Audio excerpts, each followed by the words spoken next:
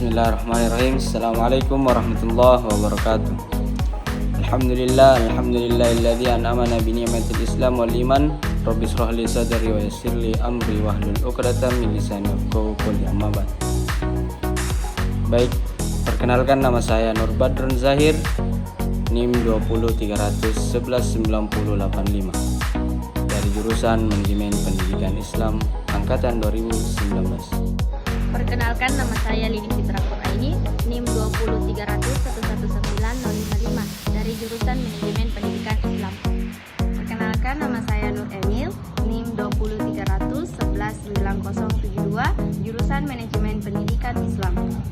Perkenalkan, nama saya Siti Armi Muriani, NIM 203111987 jurusan Manajemen Pendidikan Islam.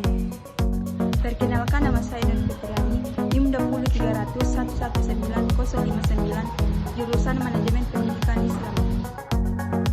Perkenalkan, nama saya Nurul Eka dengan NIM 20300119070. Sebelumnya kami ingin mengucapkan banyak terima kasih kepada seluruh pihak yang telah membantu dan mendukung kami dalam kegiatan service learning untuk memenuhi salah satu tugas akhir dalam mata kuliah manajemen keuangan, dan kami ingin mengucapkan banyak terima kasih kepada dosen pengampu Ibu Siti Ibra Mustafa Kamal SEMSC yang telah senantiasa membantu dan membimbing kami untuk menyelesaikan tugas ini.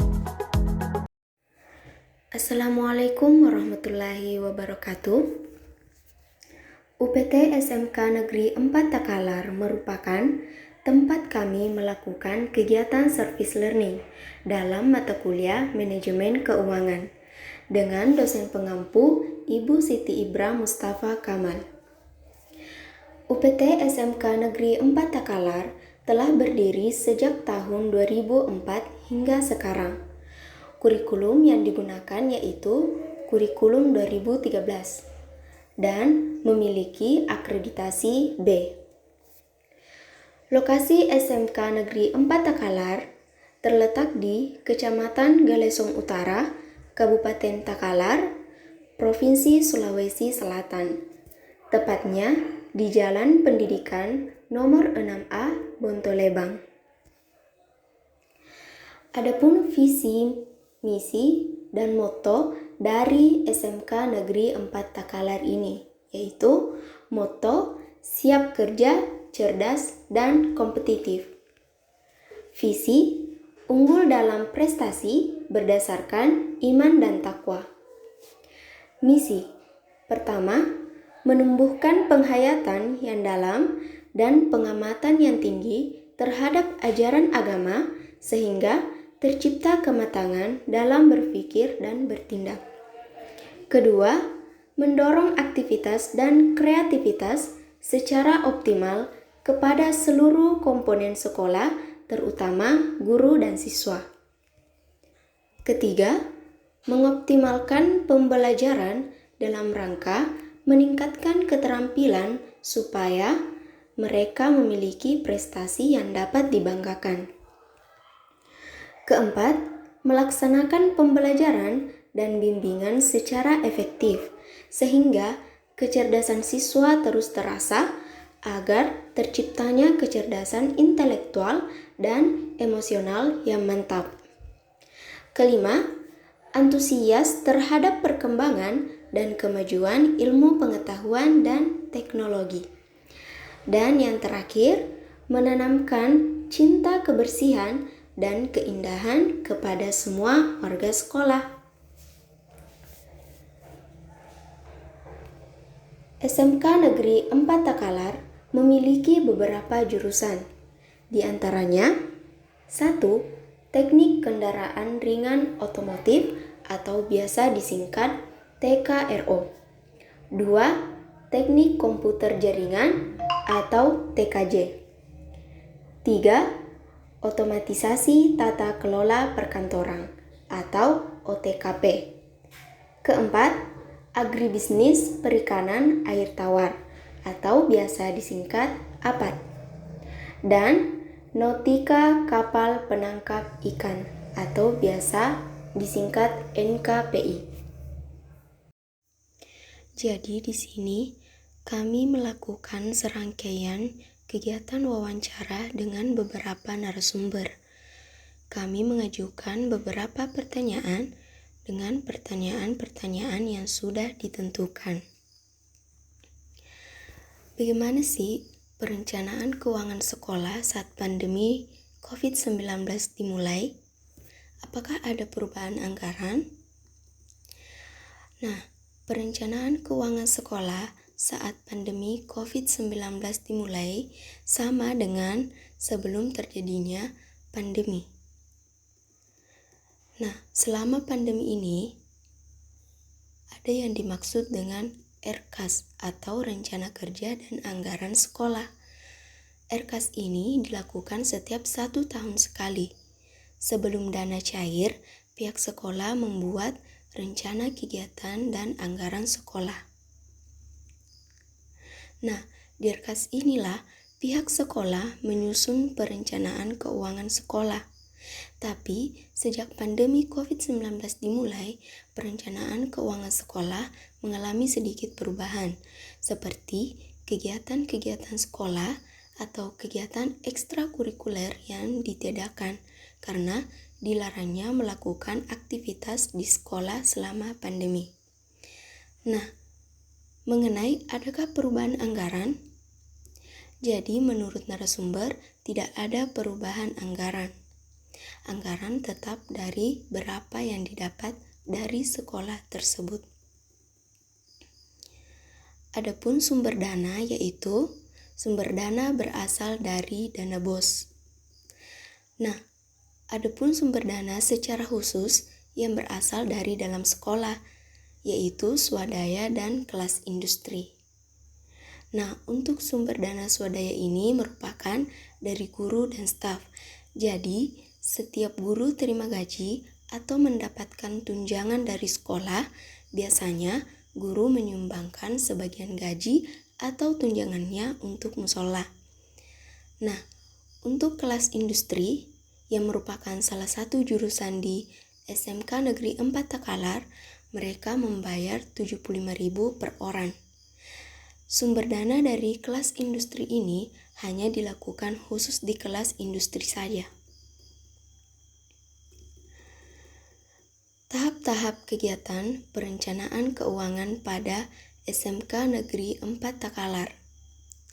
Jadi, tahap-tahap kegiatan perencanaannya yaitu pihak sekolah melihat dari segi kondisi yang dibutuhkan oleh tiap-tiap jurusan. Misalnya, di jurusan TKJ, Teknik Komputer Jaringan, apa-apa saja yang dibutuhkan, misalnya komputer. Kemudian dicatat dan dimasukkan di anggaran berikutnya. Setelah kebutuhan tiap-tiap jurusan atau sekolah sudah dicatat, pihak sekolah membuat RKAS, di mana pengadaan RKAS ini dilakukan setiap awal tahun, dan di RKAS inilah kebutuhan-kebutuhan sekolah maupun jurusan akan dicatat. Kemudian ditandatangani oleh kepala sekolah dan komite sekolah. Lalu diajukan ke Dinas Kependidikan Nasional atau biasa disingkat Diknas. Nah, setelah rencana kegiatan dan anggaran sekolah diajukan, barulah pihak sekolah menunggu pencairan dana BOS yang terdiri dari tahap 1, tahap 2, dan tahap 3. Nah, untuk penyusunan anggaran setiap tahunnya, apakah melanjutkan program tahun lalu atau tidak?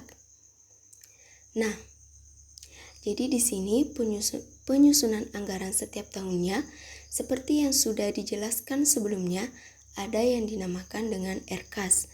Penyusunan RKAS dilaksanakan per tahun. Jadi, misalnya ada yang dibutuhkan atau masukan dari jurusan-jurusan mengenai kebutuhan apa saja yang diperlukan masih belum lengkap, pihak sekolah masukkan. Tapi, jika tidak ada kebutuhan, maka kita akan melanjutkan program tahun lalu.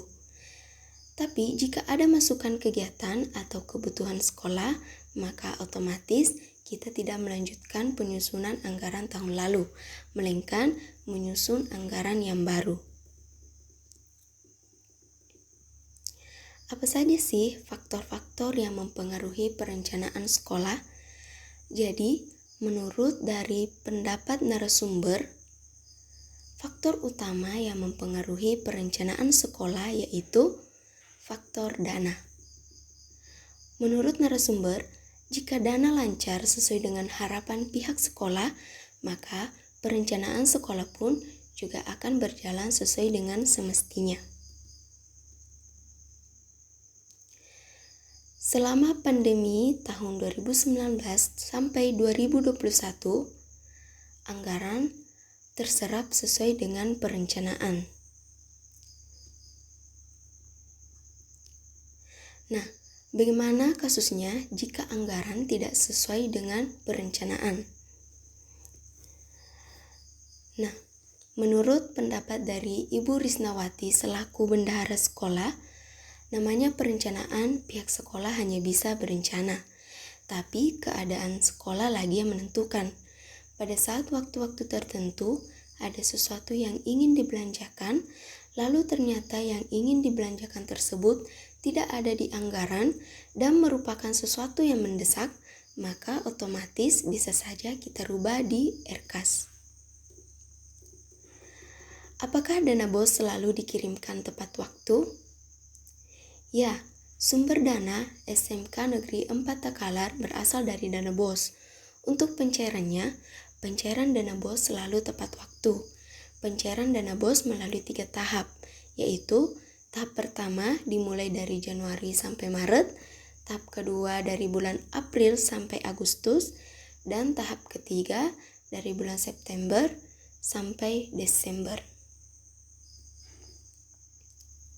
Adapun komite sekolah yang turut andil dalam mengawasi pelaksanaan keuangan sekolah, di mana komite sekolah merupakan lembaga mandiri yang beranggotakan orang tua atau wali peserta didik, komunitas sekolah, serta tokoh masyarakat yang peduli pendidikan.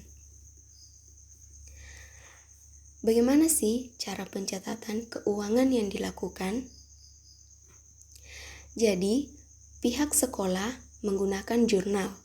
Di dalam jurnal ini, kita buat kolom-kolom, mulai dari nomor, tanggal, uraian, debit, dan kreditnya. Tujuan dilakukan pencatatan keuangan ini yaitu agar kita bisa mengetahui pengeluaran dan pemasukan sekolah. Nah, adapun yang mengawasi secara langsung pelaksanaan manajemen keuangan yaitu internal dan eksternal. Untuk bagian internal, yang mengawasi yaitu kepala sekolah dan pihak sekolah yang bertugas mengawasi pelaksanaan manajemen keuangan. Pada bagian eksternal yaitu provinsi bagian keuangan dan inspektorat. Untuk tahun 2022, pihak sekolah belum melakukan evaluasi diri dan RKAM. Pelaksanaan EDS dan RKAM menurut narasumber selalu dilakukan di awal tahun. Jadi, untuk tahun 2022, pihak sekolah belum melakukan evaluasi diri dan RKAM. Nah, bagaimana sih bentuk pertanggungjawaban dalam penggunaan dana per periode? Bentuk pertanggungjawaban dalam penggunaan dana per periode yaitu pihak sekolah membuat BKU atau buku khas umum. Pihak sekolah membuat laporan ke bagian keuangan. Ada yang dinamakan LJR, laporan pertanggungjawaban. Setiap tahap pihak sekolah membuat pertanggungjawaban dengan dana yang cair, mulai dari surat pernyataan tanggung jawab mutlak, ada SP3B, laporan dana BOS, laporan pemanfaatan belanja dana BOS, laporan aset peralatan dan mesin atau biasa disingkat KIP B, laporan aset tetap lainnya atau KIP E, stok barang atau persediaan barang, rekening KORA, dan akuntansi pembelanjaan selama tahap itu. Itulah tadi penjelasan mengenai manajemen keuangan di SMK Negeri 4 Takalar. Semoga penjelasan tadi bisa bermanfaat bagi yang mendengar atau bagi pendengar, dan bisa menjadi rujukan bagi mahasiswa lainnya. Sekian dan terima kasih.